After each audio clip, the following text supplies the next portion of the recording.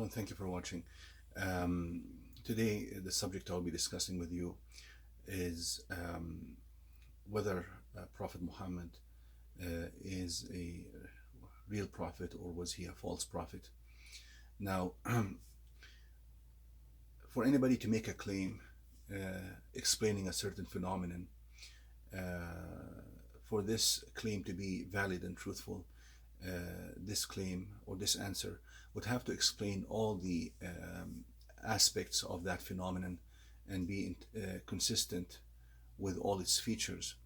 Now, Muslims assert and confirm that Muhammad was a true prophet from God. This claim is consistent with all aspects of his life, his legacy, the religion that he brought, the strong power of conviction this religion has on its followers and on humanity in general, as evidenced by the fact that it is the fastest growing religion and has been the fastest growing religion for such a long time.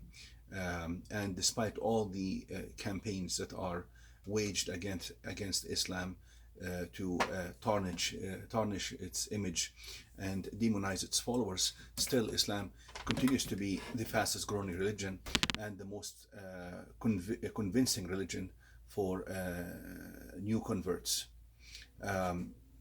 So the Muslims' assertion that Muhammad is a true prophet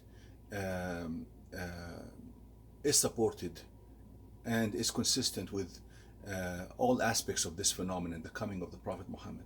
However, the people who claim that he was a false prophet, their claim raises more questions than it provides answers. As I mentioned, for any claim to be truthful, it has to answer all questions and has to explain all aspects of the phenomenon, while a false claim would raise more questions and fail to answer all aspects of that phenomenon. So we tell people who claim that he was a false prophet, we have questions for you that we would like you to answer. Okay, we are going to accept, just for argument's sake, that he was a false prophet. If so, then explain to us and answer for us these following questions. Why would Prophet Muhammad bring such a miraculous book as the Quran, which is a literary masterpiece and an absolute miracle in all aspects? At the same time, he would disclaim authorship and ownership of that book in every way. He would attribute this book to a superior being, who is God. He would attribute this book to God, that he has nothing to do with this book. He has not authored a single letter or added a single letter or deleted a single letter from what was revealed to him by his Lord. It is very unnatural for somebody to bring such a huge to make such a huge achievement and the masterpiece and the miracle, and then disclaim any kind of authorship or ownership of that item. Also, Prophet Muhammad's history, as documented by all the people who have known him prior to him claiming to be a prophet. He only claimed to be a prophet after he was 40 years old.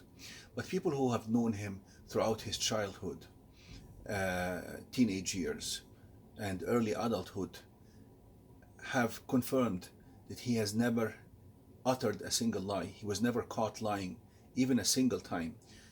There is no documentation of a single lie attributed to Prophet Muhammad, even before he became a prophet, to the extent that he was so truthful that he was nicknamed what in Arabic as-Sadiq al-Amin, which means the truthful, the trustworthy. Truthful and trustworthy. So if somebody would have such a good quality of being truthful and that he would never lie to a human being, how come he suddenly started attributing millions of lies not to a human being but about the creator of all human beings? This is very awkward and very strange and cannot be explained if people want to claim that he was a false prophet. It is very unnatural for this to happen, that suddenly a person who never lied to a human being suddenly would attribute and live a life of deception and lies for the next 23 years until he died at age 63. And at the same time, all these lies, if he was lying, nobody ever caught him lying over the 23 years. Nothing that he has said or uttered, the millions of statements that he has uttered during these 23 years of his mission, within his tradition that is called the Sunnah, which is the tradition of the Prophet, his sayings, or within the Quran, nobody has caught a single lie or falsehood. So before he became a prophet, he never lied. And after he became a prophet, he had more than 114,000 followers by the time he died. And still, nobody could confirm a single lie. And so people who claim that he is a false prophet, how can he suddenly turn from never lying to a human being and then attributing millions of lies to God? And if he did lie about God or attributed lies to God, how come nobody throughout his 23 years of mission and up till this date, more than 1400 years after his death, nobody can bring out a single lie that he attributed to God or a falsehood within the Quran, the revelation of the Quran, or his own sayings? Also, a person who lies usually lies for some kind of material gain. I want those people who claim that he was a false prophet to tell me what kind of material gain did the prophet achieve from such a lie. Actually, he was doing very well prior to his mission. He was married to a very wealthy woman. Her name was Khadija. She was one of the wealthiest women in his tribe, Quraysh. She had a large trade which he managed for her. He was loved by all the people. He was respected by everybody, his family and the strangers. They trusted him with their money. If they wanted to leave it in a safe place, they would leave it with him. If they wanted to make a big decision, the elders wanted to make a big decision, they would consult with him. So he had so much respect. He was wealthy. He felt secure and safe amongst his community. And then suddenly he brings out a claim that he's a prophet, and he basically shows the falsehood and displays the falsehood of all these of the idol worship upon which all his tribe was following. All his tribe was following idol worship, and he basically confronted everybody and told them that you are on a false path, and if you continue doing this, you will only end up in the fire of hell. And he showed that their worship made no sense, and basically he incurred their animosity by uttering such claims against them. He became isolated. He was boycotted, him and his family, to the extent that they endured hunger and starvation, and nobody would talk to them. And then it ended up that him and his followers were exposed to physical and verbal abuse, and they remained for such a long time basically enclosed in a very secluded place in Mecca, where nobody would actually trade with them, nobody would socially interact with them, nobody would provide them with any kind of food or anything. They went through so much hardship, and also there was torment and persecution directed against him and his followers, and he endured through all this. All he had to do is denounce his claim or withdraw his claim that he was a prophet, but he endured through all this, and then he eventually became victorious, and it ended up that he ruled all of Arabia, and everybody who was his enemy at one point became his follower and friend and supporter, and people believed him so much that they sacrificed for their lives for his cause. So why would he create so much trouble for himself in the first place and endure such isolation, persecution, physical abuse, verbal abuse? He was even driven out of his hometown, Mecca, because he insisted that he was a true prophet, and he continued with his mission as a true prophet. His followers were killed. There was multiple attempts to assassinate and kill him as well. So why would he insist to destroy his life in such a way?